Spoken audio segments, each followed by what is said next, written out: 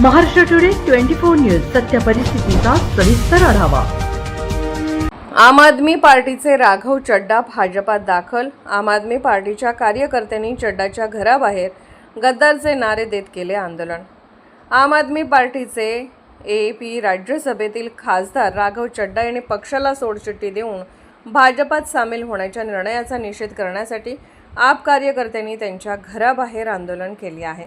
April 2026च्या शेवटच्या आठवड्यातील या घडामोडीमुळे राजकीय वर्तुळात खळबळ उडाली आहे। राघव चड्डा, संदीप फाटक यांच्यासह 7 खासदारांनी आप सोडून भाजपामध्ये प्रवेश केल्यानंतर आप कार्यकर्त्यांनी मुंबईतील त्यांच्या निवासस्थानाबाहेर निषेध प्रदर्शन केले।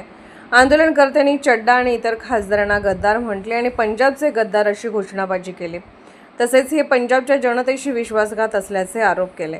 पोलीस कारवाई। मुंबईतील खार पश्चिम येथील राघव चड्डा यांच्या घराबाहेर आंदोलन करणाऱ्या कार्यकर्त्यांना पोलिसांनी ताब्यात घेतले। मुंबई आम आदमी पार्टीने या कारवाईला अनावश्यक म्हटले असून हे आंदोलन शांततापूर्ण असल्याचे स्पष्ट केले आहे।